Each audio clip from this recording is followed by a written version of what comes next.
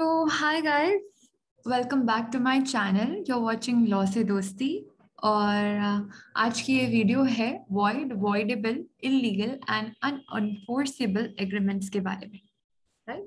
मैं हूँ आकृति अरोड़ा और चलिए स्टार्ट करते हैं इस वीडियो से। और स्टार्ट करने से पहले I'd like to state that अगर आपने अभी तक मेरे चैनल को सब्सक्राइब नहीं किया है तो do subscribe to my channel and if you like my video do comment and share. So let's begin.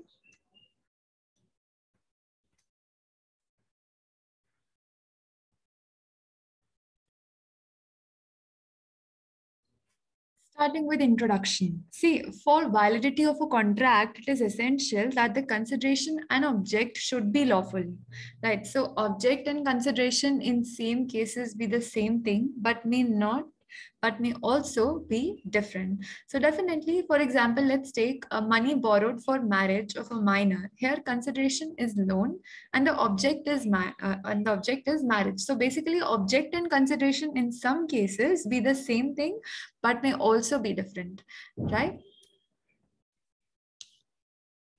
Next point, let's discuss unlawful agreement mentioned under section 23 of Indian Contract Act. And as you can see in the slide, I have mentioned that unlawful agreement, it is forbidden by law, okay, defeat the provision of law, or either they are fraudulent or they make injury to any person or property, okay.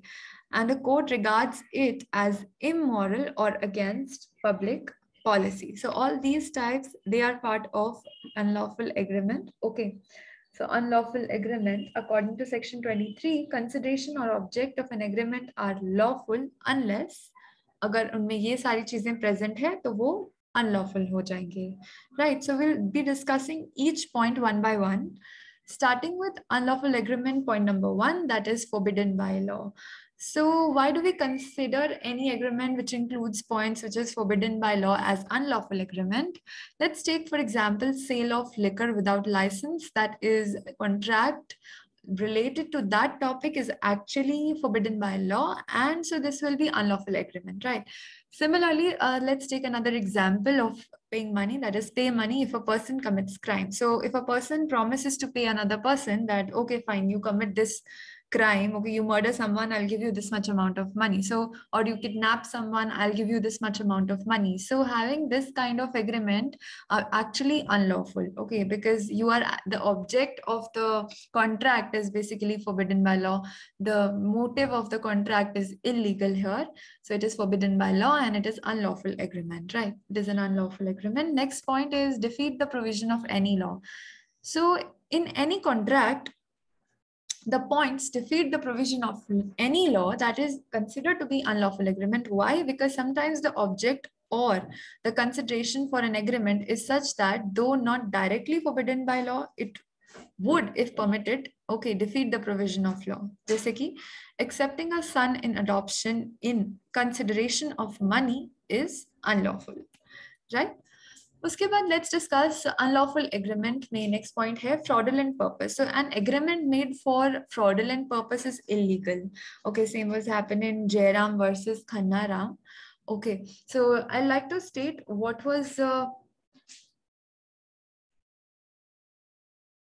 Jairam versus Khanna Ram stated in this case, it was held that an agreement made for fraudulent purposes is basically illegal, or an agreement which includes, which is where a person, it can cause, okay, if an agreement can cause injury to a person or a property, its objective is to cause injury to a person or a property, okay, that is also an unlawful agreement. Why? Let's discuss why it happens so. Because an agreement between two persons to injure the person or property of another is unlawful, okay, an agreement to commit a crime, okay या फिर आप कोई civil wrong commit कर रहे हो, so for example to assault और beat a person, ठीक है, और to publish a libel against him, so that is also considered injurious, okay, to person.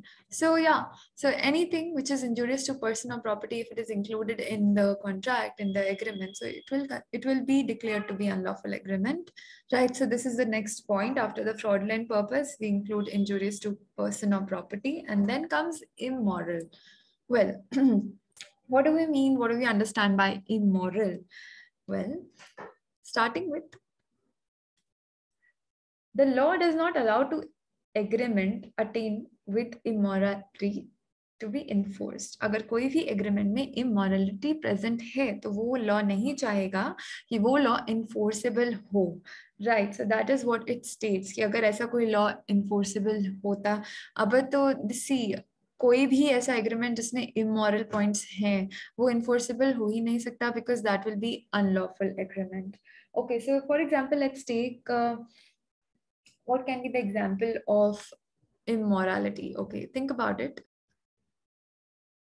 Okay, let me give you an example. See, if A promises to marry a married woman after the death of her husband or after she obtains a divorce from him, is immoral, because you're actually, the object of the agreement is immoral. You are asking a woman, that person is asking woman to either divorce her husband or marry him after the death of her husband. So that is immoral objective. So here the contract will be unlawful, right? The agreement will be unlawful. Contract to banega hi nahi khair, because first agreements are made and if they are enforceable then they are made contract. So यहाँ पे enforceable ही नहीं होगा तो वो unlawful agreement बस वहीं तक खत्म हो जाएगी बात, right? So next point is opposed to public policy. For example, injurious to society. If an agreement is including points which are injurious to society, or trading with enemy, trafficking in public, interference with administrative justice, maintenance in champerty, and it is a kind of maintenance in which person assisting in proceeding made by him. So marriage brokerage contract, okay, agreement creating an interest opposed to duty. So all these points are included in opposed to public policy, right?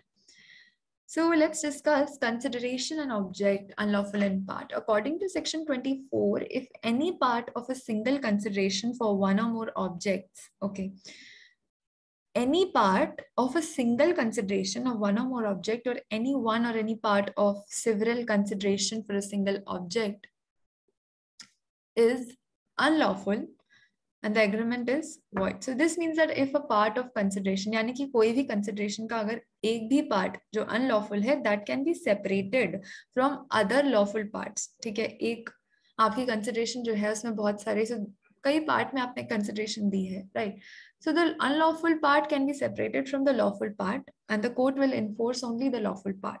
And if no such severance is possible, so the whole of the agreement is void. अगर आप separate नहीं कर सकते हैं unlawful को lawful से, तो पूरा agreement ही void हो जाएगा, and thus partial illegality may void the whole agreement. जैसे कि example लेते हैं यहाँ पे नीचे, अगर आप slide में देख सकते हैं. So it's written that A promises to, yeah, so what was I saying? Yeah, so I was on the example. I was stating that let's take an example that if A promises to superintend on behalf of B, legal manufacturer of indigo and an illegal traffic in other articles, and B promised to pay A salary of 10,000 for both the jobs, right?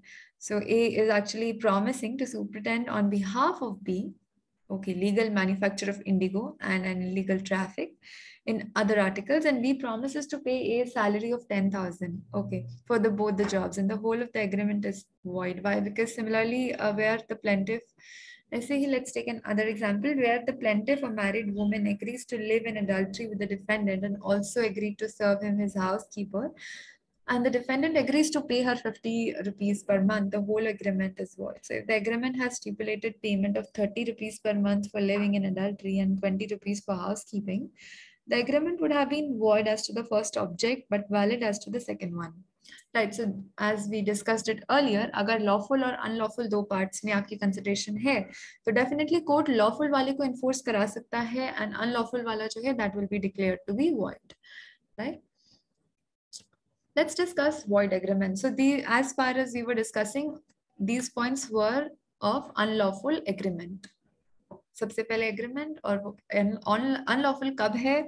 Okay, जब उनमें unforbidden by law के कुछ points है, या they are defeating the provision of law, they are fraudulent, they are giving an injury to a person or property, or court regards it as immoral or against the public policy. Now we'll be moving further towards void agreements, and section 2G says that an agreement not enforceable by law is said to be void. So there are some agreements which have been specifically or expressly declared as void by the Indian Contract Act, and these are agreement of which the consideration or object is unlawful. Okay. Agreement without consideration, that is section 25. Agreement in restraint of marriage. Okay. Agreement in restraint of trade.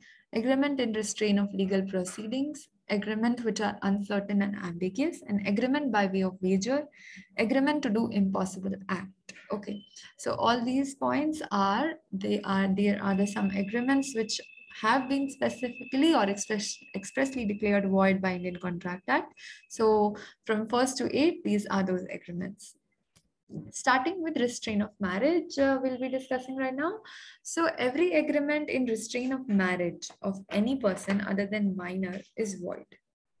Okay, so the restraint may be general or partial. यानी कि a party may be restrained from marrying at all or from marrying for a fixed period. Completely किसी को मना कर दिया है that you will not marry at all, or you will not marry for a particular period of time from marrying a particular person or a class of person, or not marry outside a group of family. In all such cases, the agreement is void. And if the agreement is not in the form of promise to marry a particular lady, but it stipulates that the promiser will not marry any other lady than the promisee, the agreement is void. Right. So यहाँ पे let's take one more point, that a penalty upon remarriage may not be construed as a restraint of marriage. Right. So a promise to marry a particular person does not imply any restraint of marriage. Where A and B enter into an agreement, and B's daughter C shall marry A's son D. क्या बोला यहाँ पर हमने, that A जो है, that promise okay to marry a particular person does not imply any restraint of marriage. यहाँ पे A and B enter into an agreement, ठीक है, कि जो B की जो daughter है C, okay, she will marry A's son D. Okay, so A and B are there, and B ki daughter is C, and C will marry A's son, that is D. And in case C fails to marry D, B will pay 10,000 to A. Okay, so the contract is valid as there is no restraint of marriage, and an action would lie for damage for breach of contract under section 73. However, if A and B make family arrangement for intermarriages of their son and daughter, then the agreement would become unlawful under 26 section, right? So being in restraint of marriage. So minor को छोड़ के अगर आप बाकियों के साथ कोई ऐसा कॉन्ट्रैक्ट करते हैं related to the restraint of marriage, so that will be void. Then comes restraint of trade. So an agreement by which anyone is restrained from exercising a lawful profession or a trade or a business of any kind, to that extent it is void. Okay, that is mentioned in section 27, and the law concerning restraint of trade has changed from time to time with changing condition of trade, but these changes have on whole being a continuous development of general rule. So whether the restraint is general or perishable, pardon me, whether restraint is general or partiable, unqualified or qualified, if the agreement is in the nature of restraint of trade, it is void. Okay, so thus an agreement requiring a person not to trade within a certain area for a certain duration is void. A contract by a newspaper, okay, not to comment on conduct of a particular person is void. See, in Gujarat Bottling Company Limited versus Coca-Cola, what happened? That an agreement by the Coca-Cola company with a licensee for use of certain trademark like Thumbs Up, Limca, etc., with a condition that the licensee shall not deal with the competing goods, that was held to be valid contract. So yeah, a company can ask the another person, right, another company, so not to use certain trademarks. So here a company named Coca-Cola with a license for the use of trademark like Thumbs Up, etc. So there was an agreement, okay, by the Coca-Cola company with a license for the use. Okay, here they are using certain trademark like Thumbs Up, okay, with that condition that the license shall not deal with competing goods. So it was held to be valid. Baki, they are not actually restraining them from exercising any lawful profession or trade, right? Next comes statutory exceptions. Okay, so sale of goodwill. Only exception mentioned in section 27 is that the relating to sale of goodwill. यानी कि अगर कोई agreement है, ठीक है, who sells a goodwill of his business not to carry on similar business with specified local limit. अगर कोई एक person अपना business sell कर रहा है और ये बोल रहा है कि इस local limits में आप similar business carry on नहीं करेंगे, so long as the buyer carries on the similar business is valid that the restrictions are reasonable. So where the aim of an agreement is to prevention of competition, it will be void. Just because वो इसलिए मना कर रहा है आप similar business नहीं करेंगे because he wants to prevent the competition कि ये भी similar business कर लेगा जैसे मैं कर रहा हूँ. So that might create the competition and affect the customers. So that kind of contract, that kind of agreement is void, right? So there's mentioned another case in this slide that states that there occur a sale of goodwill by inventor and manufacturer of gun and ammunition who agreed with the buyer company first not to practice the same trade for 25 years. Okay, Nordenfeld का ये case है, इसमें they stated that not to practice same trade for 25 years and not to engage in any business competing or liable to compete in any way in the business of the time being carried on the company. So it was held that the first part of the agreement was valid, being reasonably necessary for the protection of purchaser's interest. But the second part was considered to be unreasonable. Why? Because not to engage in any business competing or liable to be competent in any way of the business, here they are actually restricting them from practicing any trade, right? So they are actually saying not to practice the same, they are actually saying not to engage in any business competing with or liable to compete in any way with the business. So they want to kill the competition, they are preventing the competition. So these kind of agreement will be void, right? Next comes partnership. So statutory exception में सबसे पहले we discuss sale of goods. Then we are discussing partnership and there are 4 provisions in the Partnership Act which validate the agreement in restraint of trade.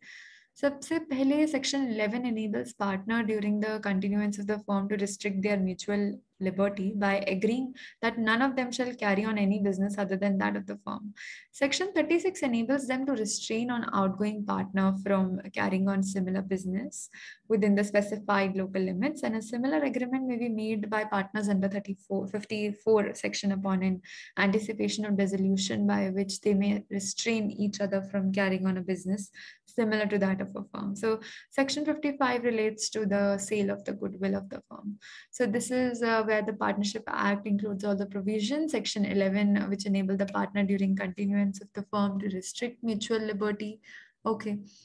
None of them shall carry on business other than that of the firm, right? They restrict कि कोई भी जो भी party है, okay, none of them shall carry on business. जो भी लोग काम कर रहे हैं, okay, as a partner, they should not carry on same business जिसमें वो already company, जिस भी company में partners काम कर रहे हैं, they should not carry on similar business, okay, they should not carry on business other than that of the firm. और 36 जो है वो कहता है कि जो भी पार्टनर आउटगोइंग यानी कि जो भी हट रहे हैं from partnership, okay, they are leaving their partnership, okay, so जो भी पार्टनरशिप अपनी रिमूव कर रहे हैं उस कंपनी से, they should not carry similar business, okay, with in local limits, ऐसा सेक्शन 36 में प्रोविजन गिवन है. And similar agreement may be made by partners. 54 में given है that upon or in anticipation of dissolution by which they may restrain each other from carrying on business. या तो आप अगर partnership छोड़कर जा रहे हैं तो भी आप सिमिलर बिजनेस नहीं कर सकते, या फिर अगर आपकी कंपनी डिसॉल्व हो रही है, राइट, तो भी जो पार्टनर्स हैं they are restrained, they restrain each other from carrying on similar business to that of a firm. Okay. Next is judicially recognized exceptions. Okay, so first we discussed about statutory exceptions, then we discussed about judicially recognized exceptions. Number 1 is trade combination. So कभी-कभी क्या होता है, trade और manufacturer जो होते हैं, they combine together. Okay, and to eliminate the competition. क्यों combine कर रहे हैं trade और manufacturer? Because they want to eliminate the competition as between themselves and make agreement fixing minimum price, okay, regulating the supply of the goods. Basically market में एक minimum price को fix कर देते हैं and regulate करते हैं supply of the good, trade और manufacturer अगर combine हो जाए तो, so and putting profit in common pool, right? So by the court would not allow restraint to be imposed disguised as a trade regulations, and thus an agreement between certain persons to carry on business with a number of their caste only has been held void, right? So next point can be exclusive dealing agreement. So in such a case, one party agrees to deal with the other party and none else. So it is a common business practice that a producer or a manufacturer likes to market in goods, though through a sole distributor, and the later agrees to turn not to deal with the goods of any other manufacturer, so long as the object of agreement is the benefit of parties to the contract rather monopolizing the trade. So there is nothing reasonable in it.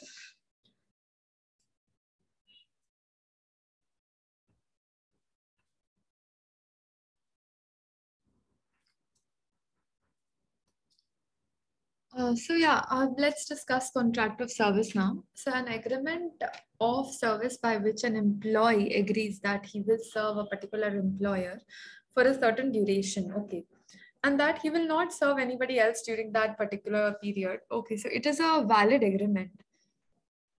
Trade secrets, name of customers, etc., may not be given away by the servant. They are his master's property, and a servant may therefore be restrained from taking part in any business in direct competition with that of the employer. But an agreement to restrain a servant from competing with his employer after the termination of the employment may not be allowed by the courts. So ये यहाँ पर यही कहना चाहते हैं कि अगर कोई भी सर्वेंट है, ओके, तो वो अपने एम्प्लॉयर के जैसे बिजनेस में नहीं आ सकता, उनके साथ डायरेक्ट कंपटीशन में नहीं आ सकता, लेकिन टर्मिनेशन के बाद आप उस सर्वेंट को रोक नहीं सकते कि वो कोई मतलब क्या कहते हैं agreement, but you cannot do an agreement and restrain a servant from competing with his employer after termination. अगर termination हो गया है servant का, तो वो उसके बाद कोई भी business करे, इससे employer को कोई मतलब होना नहीं चाहिए, right?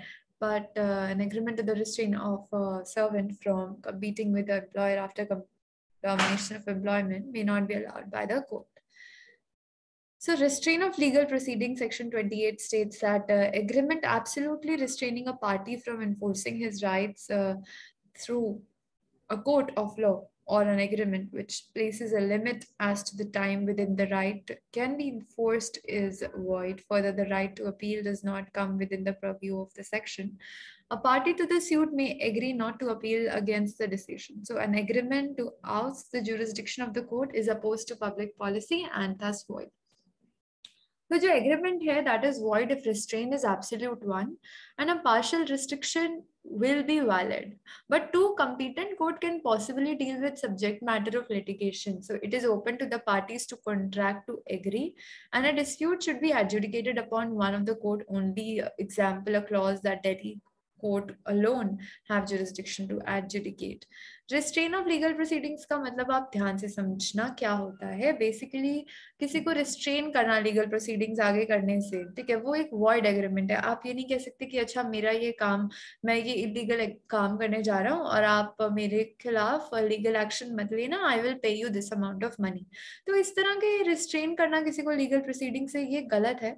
Okay, so that's what it is said, that major point यहाँ पर यही है. An agreement to oust the jurisdiction of court oppose public policy and thus void, and the agreement is void if restraint is an absolute one, and a particular restriction will be valid. So if two competent court can possibly deal with the subject matter of litigation, it is open to the party to contract to agree that a dispute should be adjudicated upon one of the courts, and only example a clause that Delhi court alone shall have a jurisdiction to adjudicate. Well, another kind of agreement rendered void by the section is where an attempt is made by the parties to restrict the time within which an action may be brought so as to make it shorter than prescribed by law of limitation.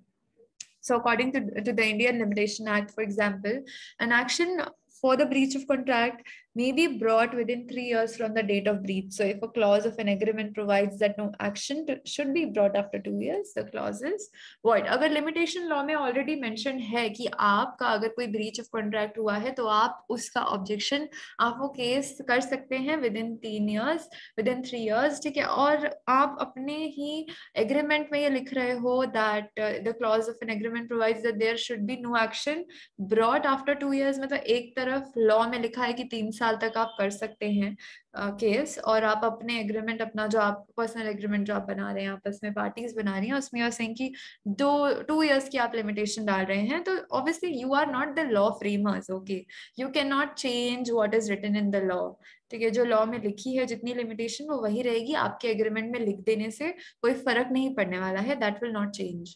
Okay, so you are not the law framers. Don't think that you are allowed to make the agreement. So you can actually put anything in it and change the law. So law cannot be changed, right? So an agreement curtailing the period of limitation should be distinguished from an agreement resulting in release or forfeiture of the right of an action is not brought within a certain period. देखो, such clauses are generally there in insurance agreement, जैसे कि however 28 section has been amended by Indian Contract Act, okay, 1997 amendment. So the amendment section provides that every agreement which extinguishes the right of any party thereto or discharges any party from liability under or in respect of any contract or expiry of specific period so as to restrict any party from enforcing his right is void to that extent. जितने part तक, okay, जो extinguish कर रहा है, every agreement जो extinguish करता है एक राइट ऑफ पार्टी, ठीक है, या फिर डिस्चार्ज करता है any party from any liability, okay, under the respect of any contract, expiry of specified period, okay, या फिर to restrict any party from enforcing his right is void. So the amendment has brought about the change that all clauses which reduces period of limitation would be void to that extent if it however does not enhance limitation period, right? So exception to section 28 क्या है? Section 28 I hope आप सबको clear होगा। Section 28 हमने अभी discuss किया, restrain of legal proceedings, जिसमें हमने लिमिटेशन की भी बात करी। और एक्सेप्शन 1 ये कहता है that it allows an agreement to refer dispute to an arbitration, thus the right to proceed against arbitrators award. For example, to have it set aside cannot be excluded by the contract. Exception 2 states that the contract to refer to arbitration question that have already arisen are valid. Okay.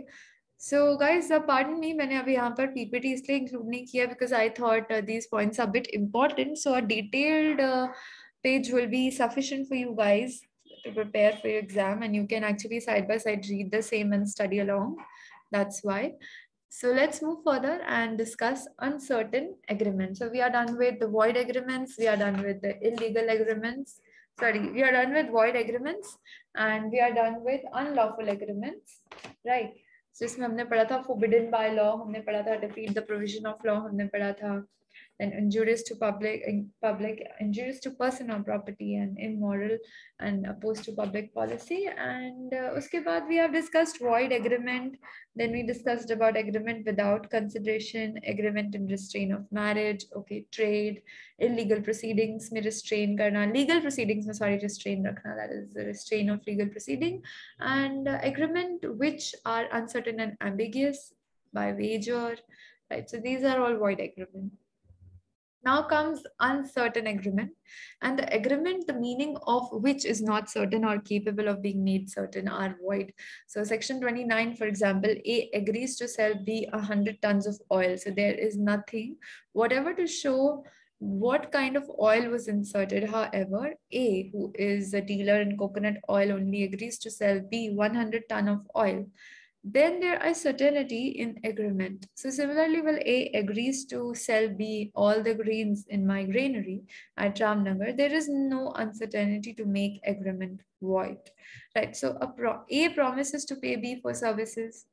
तो ऊपर वाला point आपको I hope clear होगा। देखो क्या हो रहा है, ए एग्री कर रहा है बी को क्या सेल करने के लिए 100 टन्स ऑफ ऑयल। तो यहाँ पे क्या प्रॉब्लम है, there is nothing whatever to show कौन सा ऑयल सेल करना है। ए को कोकोनट ऑयल सेल करना है, मस्टर्ड ऑयल सेल करना है, ऑयल की डिस्क्रिप्शन तो गिवन ही नहीं है। लेकिन अगर कोई ए पर्सन, ठीक है, हु इज अ डीलर, जो डील करता है सिर्फ कोकोनट ऑयल में, उसके पास और कोई ऑयल ही नहीं है, सिर्फ कोकोनट ऑयल है, और वो एग्री करता है बी को कि वो 100 टन ऑफ ऑयल देगा, तो दैट इज ऑब्वियसली प्रिज्यूम्ड कि कोकोनट ऑयल की ही यहाँ पर बात हो रही है, क्योंकि ए सिर्फ कोकोनट ऑयल में ही डील करता है। और अगर A agrees to sell B granary in his all grains in my granary at Ramnagar, then there is no uncertainty to make the agreement void. So now if A promises to pay B for his service, whatever, so A himself will think right or reasonable. Later being dissatisfied with the payment made, B sues A. Right, so B's suit will not be admitted by the court because if the performance of the promise is contingent upon mere will and pleasure of the promiser, there is no contract, right? So let's start with another point where the price is left to be fixed by the third party. There is no, sorry. So let's discuss one more case. It's written here, line ka case hai 1831 ka, where a horse was bought for a certain period coupled with promise to give 5 more if the horse proved lucky. So this agreement was held to be void of for uncertainty where the goods are sold at such price as should be agreed upon the between the parties, and the agreement were held to be void for uncertainty as to whether the parties will be able to agree. So there cannot be contract to make the contract. There cannot be a contract to make a contract. So where a price is left to be fixed by third party, there is no uncertainty and the agreement will be unenforceable. Similarly, if the agreement is totally silent as to the price, it will be valid for in case Section 2 of Sale of Goods Act will apply with a reasonable price shall be payable. अब distinction करते हैं क्या होता है illegal और void में. Well, illegal transaction is one which is actually forbidden by law. ठीक है, but void agreement are not forbidden. क्या होता है, law may merely say that it is made, the courts will not enforce it. Law may merely say if it is made, the courts will not enforce it. 25 से 30 में mention है, that is illegal. But thus every illegal contract is also void. जितने भी illegal contract है वो void भी हैं, but सारे void contract illegal हों ये जरूरी नहीं है, क्योंकि हाँ, in both the main or the primary agreement is unenforceable, right? So collateral transaction to the main agreement is enforceable if the main agreement is void but not illegal. If the main transaction is illegal, for instance smuggling है, collateral transaction है, so वो that person to smuggle will also be illegal, right? So transaction like money given to enable person to smuggle, that will also be illegal. That's what I was saying. Exception क्या है, हम यहाँ बात करें कि सारे illegal agreement void होते हैं, पर सारे वॉइड एग्रीमेंट इलीगल हो ये जरूरी नहीं है. And according to Anson there are 3 exceptional cases in which will be relieved of the consequence of an illegal contract to which he has entered, where the contract is still executory. अब executory मतलब where no part of illegal purpose has been carried into effect, money paid or goods delivered under it may be recovered. So a debtor executed a transfer to deceive the creditors, but therefore any creditor could be deceived. What he did, he repented and sought to recover back the property which he was allowed to do so. So whether money is paid to the person induce him to commit a crime, and the court may not allow recovery even though on the ground of repentance, right? So that's what it means here, कि contract जो है जो still एक execution में है, ठीक है, जहाँ पे कोई भी पार्टी इलीगल पर्पस नहीं कर रही है, no party of illegal purpose has been carried into effect, तो ऐसी पार्टी को मनी देना, ऐसी पार्टी को मनी पेड और goods delivered, they can be recovered. उस पार्टी से हम वो वाले सारे पैसे रिकवर कर सकते हैं. So a debtor transfer to deceive the creditor, कोई भी आपने डेटर एग्जीक्यूटेड, ठीक है, कोई ट्रांसफर, वो जानबूझ के ऐसे ट्रांसफर कर रहा है, वो डिसीव करना चाहता है क्रेडिटर्स को, but before any creditor could be deceived, he repented and sought to recover back the property. पहले ट्रांसफर कर रहा है डिसीव करने के लिए, और इससे पहले कोई डिसीव हो वो वापस ले रहा है प्रॉपर्टी को, recover back the property. So which he was allowed to do so. So where the money is paid to the person to induce him to into crime, the court will allow the recovery, Party is not in pari delicto. Well, pari delicto means equal fault. Where the parties are not in pari delicto, the less, pardon me if I am not pronouncing it right, so the less guilty may be able to recover money paid or property transferred under the contract. So thus, where the contract is of a kind made illegal by the statute in interest of a particular class of persons, of whom the plaintiff is one, or where the plaintiff was induced by fraud or strong pressure, or the defendant is under fiduciary duty to the plaintiff may recover back money or property. Next is where recovery possible without relying on illegal conduct. So where a building was let out for gambling purpose, the tendency being for unlawful purpose, and the rent could not be recovered, but possession can be recovered. Okay, guys, so with this, we are done with void agreements, right? We are done with illegal agreements. We are done with unlawful agreements, right? So we have completed void, voidable, illegal, unenforceable agreements. Okay, we are done with that. And in the next topic, we will be discussing wagering agreements. Okay. So this is the last point. Let's just complete this. Restoring benefit received under contract. So section 65 कहता है कि कोई भी party that have entered into an apparently valid contract and some benefit have been passed under it. Subsequently, the contract is either recovered to be void or it becomes void. The party who has received the benefits must restore them. अगर किसी party ने किसी दूसरी party को कोई benefit ऐसे provide करे हैं, ठीक है, तो वो सामने वाली पार्टी को that must return it. Okay, subsequently contract, okay, the party who has received the benefit must restore.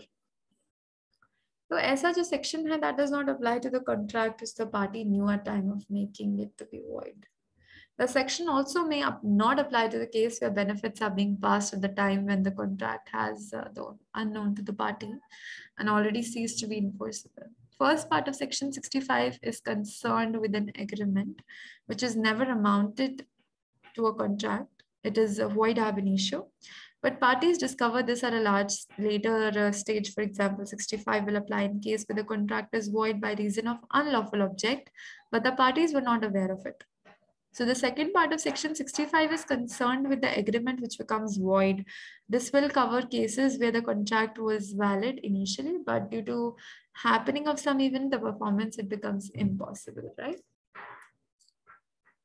So that's all for today. And we'll be discussing wagering agreements in our next lesson and contingent contract. Okay. So good luck, guys. And अगर आपने subscribe नहीं किया है तो do subscribe. And pardon me अगर आपको इस तरह से मैंने PPT आज नहीं बनाई है. Reason being because I felt that today detailed information will be good. So I just clicked pictures of the relevant portion and uploaded them. So I hope it was very much clear to all of you about unlawful agreement, okay, and void agreement, okay, illegal agreement. So good luck, guys. Take care and good luck for your preparation.